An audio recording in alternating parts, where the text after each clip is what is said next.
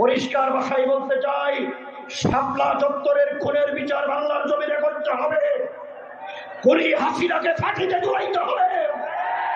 এই খুনের সাথে যারা জড়িত তাদেরকেও ফাঁসিতে ঝুলাইতে হবে। ভারতে বসে বসে বাংলাদেশের বিরুদ্ধে চক্রান্ত করবেন, মাঝে মাঝে উস্কানি দিবেন। পরিষ্কার ভাষায় বলতে চাই, আওয়ামী ফ্যাসিবাদী শক্তির যে সমস্ত দূষররা বর্তমান ইন্টারিম গভর্নমেন্টের উপদেষ্টা মন্ডলী আর আশেপাশে আছেন, তাদেরকে সতর্ক করে বলতে চাই, আওয়ামী লীগকে পুনর্বাসন করার চক্রান্ত করা হলে তার দাঁত ভাঙ্গা জবাব দেওয়া হবে। আওয়ামী লীগের রাজনীতি এদেশে চলবে না। কেন চলবে না? 16টি বছর এদেশ থেকে ইসলাম নির্মূল করার চক্রান্ত হয়েছে। আলেমদেরকে ধরে ধরে জঙ্গি সন্ত্রাসী বানানো হয়েছে। এই দেশের মসজিদ মাদ্রাসাকে এদেশের জঙ্গি প্রজনন কেন্দ্র বলে আন্তর্জাতিক বিশ্বের কাছে আলেম সমাজকে কলঙ্কিত করা হয়েছে। যারা ইসলামের বিরুদ্ধে চক্রান্ত করে, যারা নবীর ওয়ারিস উলামায়ে ইকরামের বিরুদ্ধে চক্রান্ত করে, যারা দেশের স্বাধীনতা সার্বভৌমত্বের বিরুদ্ধে চক্রান্ত করে, বাংলার জমিনে নবীর ওয়ারিসরা বেঁচে থাকতে তাদেরকে রাজনীতি করতে দেওয়া যাবে না, রাজনীতি করতে দেওয়া যাবে না।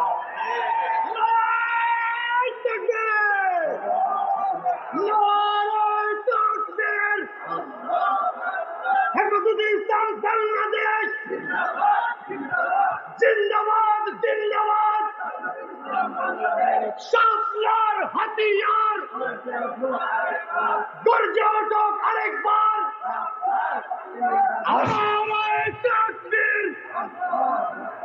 আজকের এই সমাবেশ থেকে স্পষ্ট ঘোষণা করতে চাই, শাপলা চত্বরের হত্যাকাণ্ডের বিচারের দাবিতে আমরা আন্তর্জাতিক অপরাধ ট্রাইব্যুনালে মামলা করেছি।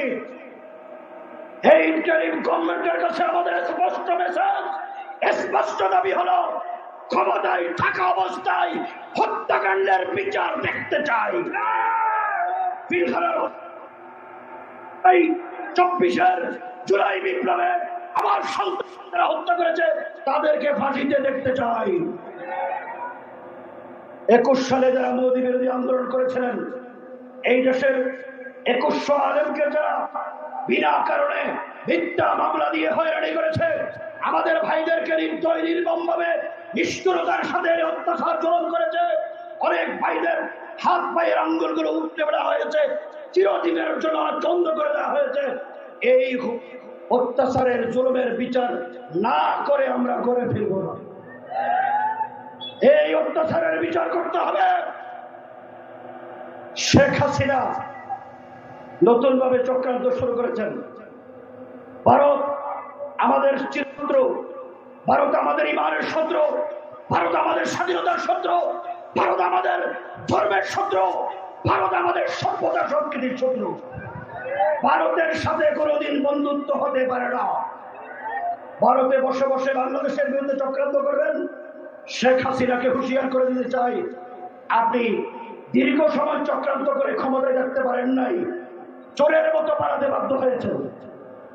আবার যদি চক্রান্ত করেন, ভারত যদি বাংলাদেশের স্বাধীনতার উপর হস্তক্ষেপ করে, বাংলাদেশের তাওহীদি জনতার ঈমান আকীদা নিয়ে চক্রান্ত করে লড়াই করার জন্য প্রয়োজনে আমরা প্রস্তুত নেব। প্রয়োজনে ভারতের বিরুদ্ধে যুদ্ধ করব, কিন্তু ভারতকে বিনা চ্যালেঞ্জে ছেড়ে দেওয়া। শেষ কথা হলো, হেফাজতে ইসলাম আছে, থাকবে। হেফাজতকে যারা নিভিয়ে দিতে চাইবে তারাই নিভে যাবে। তানভীরের উলামায়ে ইকরামের খেদমতে বিনীত আরজ করব, দেশের আকাশে কালো মেঘ ঘুরছে। সুতরাং এই সময়ে বই পেলে হবে না। আমরা আওয়ামী জালেমের বিরুদ্ধে লড়াই করেছি, কোন নতুন জালেম বাংলাদেশের ক্ষমতায় আসুক আমরা চাই না। এই জন্য আমাদেরকে ঐক্যবদ্ধ হতে হবে। হেফাজত ঐক্যবদ্ধ আছে, ঐক্যবদ্ধ থাকবে। হেফাজতকে যারা দুর্বল করতে চাইবে তারাই দুর্বল হয়ে যাবে। আজকে যে কমিটি ঘোষণা করা হবে, হেফাজতে ইসলাম বাংলাদেশের আমির আল্লামা শাহ মহিবুল্লাহ বাবুনগরী, বয়োবৃদ্ধ মানুষ, 93 বছর বয়স। হেফাজতের সিনিয়র নায়েব আমির হাটাজারি মাদ্রাসার মুহতামিম আল্লামা খলিল আহমদ কুরাইশি মদ্দুল্লাহ আলী, হেফাজতের মহাসচিব আল্লামা শেখ সাজিদুর রহমান, আমির সাহেব অসুস্থ, ওনার সাহেবজাদা হযরত আল্লামা আইয়ুব বাবরী সাহেব স্টেজে আছেন, ওনাকে পাঠিয়েছে। আমাদের মুয়াজ্জিন সাহেবের আহলিয়া অসুস্থ, আপনাদের কাছে দোয়া চেয়েছেন। হাজারের মোহতামিম সাহেব হুজুর বিশেষ কারণে আসতে পারেন নাই, আপনাদের কাছে দোয়া চেয়েছেন। আমি আপনাদেরকে জিজ্ঞেস করি, হেফাজতে ইসলাম আগামী দিনে যে কোনো দেশের স্বার্থে, দ্বীনের স্বার্থে, ইসলাম বিরোধী শক্তির মোকাবেলা করার স্বার্থে, আন্তর্জাতিক সাম্রাজ্যবাদী, আধিপত্যবাদী, আগ্রাসনবাদী শক্তির মোকাবেলা করার জন্য যদি হেফাজত ডাক দেয়, মাঠে নামার জন্য প্রস্তুত আছে। শেষ কথা হলো, আল্লামা ইকবাল বলেন, सबक पर पर सदाकत का, शुजाअत का, अदालत का लिया जाएगा तुझसे काम दुनिया की इमामत का। আমাদেরকে ভয় দেখিয়ে কোনো লাভ নাই। तौहीद की अमानत सीनों में है हमारे, आशा नहीं मिटाना नामो निशा हमारा।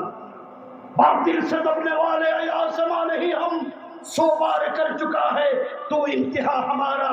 नस्र मिनल्लाह व फतहुल करीम। अस्सलामु अलैकुम व रहमतुल्लाह।